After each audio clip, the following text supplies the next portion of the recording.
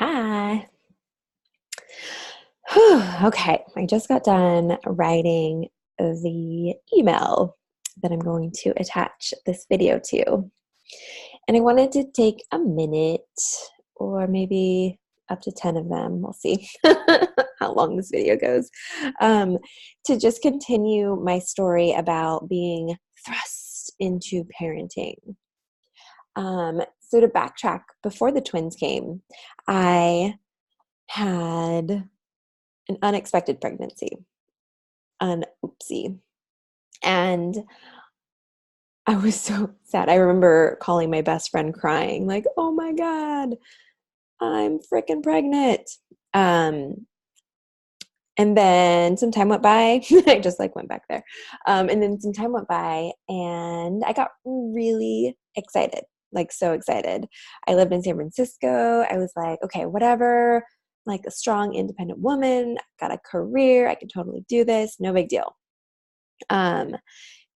Continued on with my life, started getting really healthy and clear and creating a life that would support a baby. The universe and irony and all of the humanness of our journey hit me, and I had a miscarriage, and it sucked. That's the biggest understatement. It was so hard. Oh my goodness.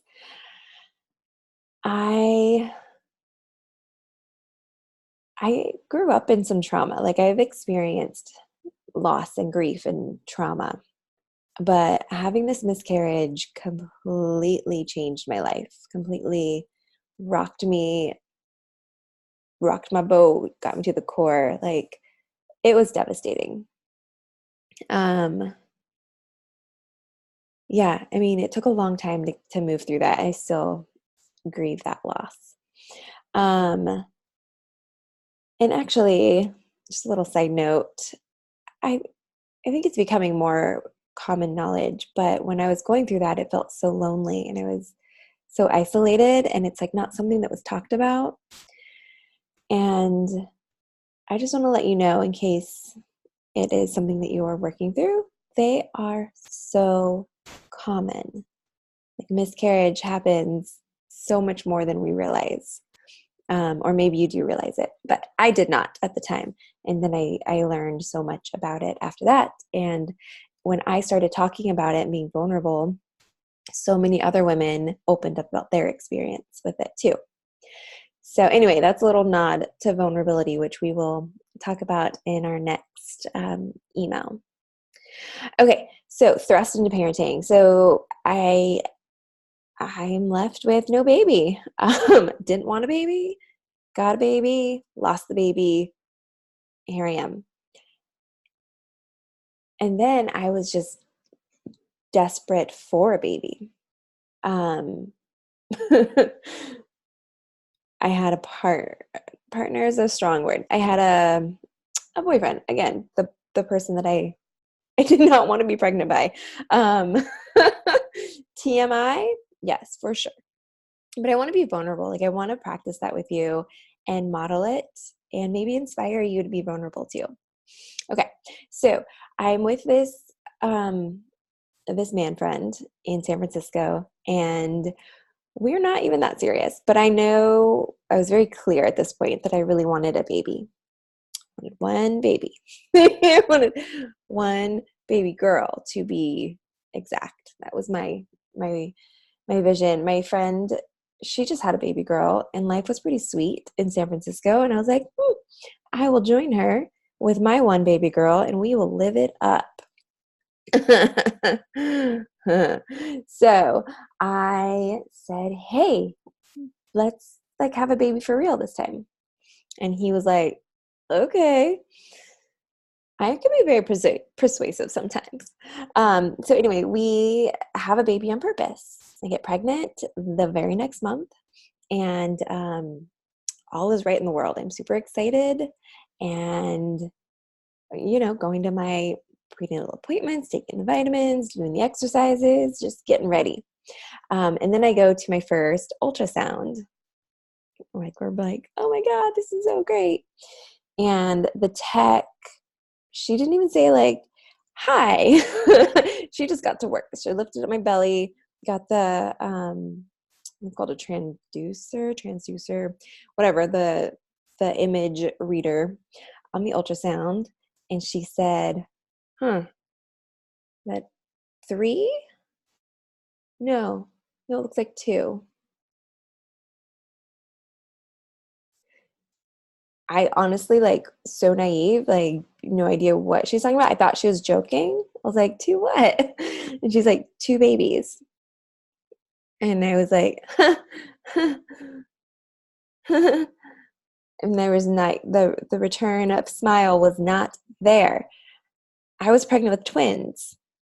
That's how she told me. So they took me out, and I had to go to the very fancy ultrasound machine. They did it again. They confirmed that yes, me and my sort of partner are having twins, and they're boys. So again, right, like all these plans I had, like nobody cares. Um, Life is not like that, as we all know. So I don't know how to do twins. I don't know how to do twins in San Francisco with like my possible partner. Crap. So I research all things twins. I get the networks going. I tell this man friend, like, hey, we got twins coming. Like, that whole plan A thing is not gonna work. Like, I need your support actually. So we're gonna we're gonna have to do this for real. So we start to do things for real. We moved to Sacramento, where my family lives, for family support. Those twins come, as I mentioned, and they're lovely, of course, but it's freaking hard because it's twins. Um, and then fast forward a couple of years, and I start to go back to work, and we, get married, and we build a life in Sacramento. And it's a fine life. And I work at a school district, and it's a really, really sweet gig, actually. I get to work with the special ed team at the district, and they send me to Arizona for a training. And actually, at that training, I take a pregnancy test because I'm like super excited about us trying for a third baby. My girl, having a girl. Um, and I get a positive pregnancy test, and we're like so excited. And I'm at my very first Nurtured Heart approach training. Um, I've only shared it with my husband. I sent him like a video of the pregnancy test, and here we go. And the very first activity that we do is a greatness circle. We like stand in this big circle, and we walk up to different people, and we introduce ourselves, and we tell them what our greatness is. And I tell like this perfect stranger that I'm gonna have a baby. I'm the greatness of mommy. Excuse me. So that's how I get thrust into expecting my third baby. Spoiler alert, it's another baby boy. So then I'm a mom of 3 boys, and he's actually like the coolest kid that I've ever met. We do the family of 4 thing for a while, and then shockingly, my marriage doesn't work out. So I leave that marriage and kind of go through the process of divorce and co-parenting and moving and everything that comes along with that. If you've ever gone through those things, you know what I'm talking about. If you have not, I'm sure you can imagine it's hard. So now,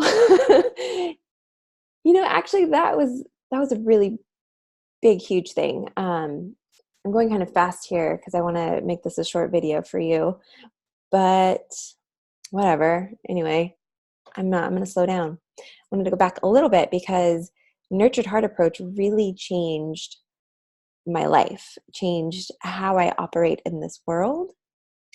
It changed how I relate with people, how I see things. It changed my mindset. It really was transformational for me. So I want to mention that point. Of course, I shout it from the rooftops. Like anyone who wants to talk to me about parenting or relationship in general, Nurtured Heart approach is where I go. So that all being said, and then divorce, so many transitions there, so much loss, so much grief. For me, for my children, so much guilt, like that I'm doing this to them. I'm doing this to them by putting me and my happiness first. Some people might say selfish, and I would reset them and say, self-care. I cannot give more than I have, right? Like that marriage was not serving our family in the way that I know a relationship can. And so I made the best choice for me by leaving it.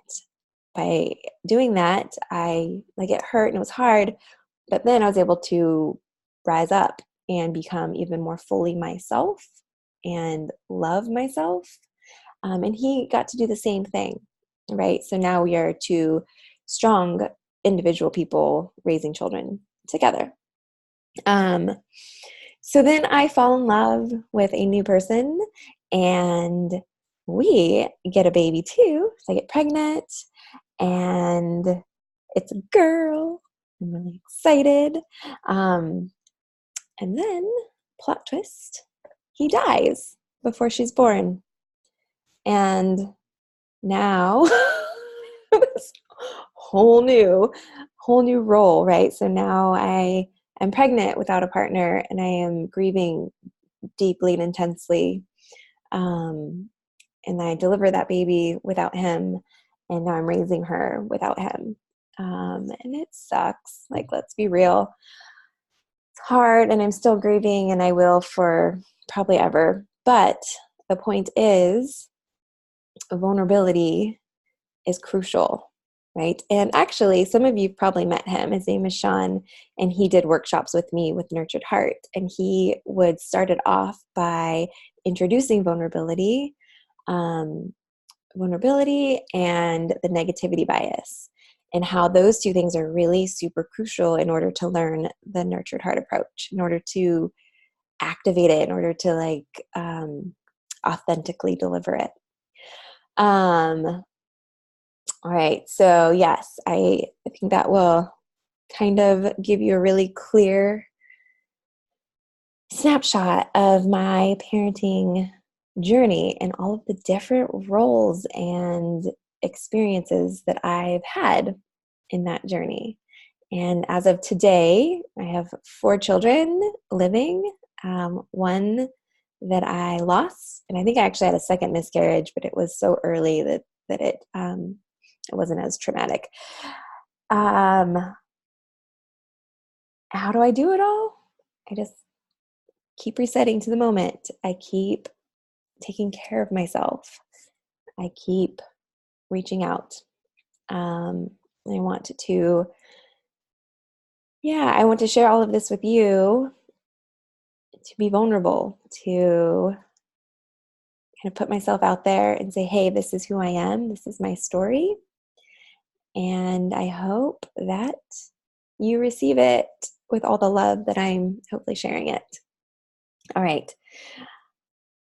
I got a little choked up thinking about Sean, and I don't know where I'm going now. So I'm going to end our video. And I will pick up next time, where we will dive in so much more about vulnerability. And I think mindset was pretty much covered. And then we are going to be ending the story soon. In terms of the emails this week, I'm going to open up my very fun beta. I don't really know what I'm calling it. It's like Zen Rebel group coaching, but super beta prices. So if you love working with me and you're like, hey, I could use a little boost, or if we've never worked together and you're kind of curious and wanting to get a little taste of it, this would be a good opportunity to do it with minimal risk, because you are not paying the normal prices. And I'm doing that because I want to streamline the program that I'm offering next year. I want to get super organized, and I'm going to offer very discounted rates that open Friday and Saturday. So it's just kind of this mutual exchange of beneficial, what's the right word for that next thing? I don't know. Offerings, givings, taking, receiving. All right, I'm going to go now. I'm going to bed, actually. I'm hoping that that little baby that I mentioned sleeps all night. All right, bye.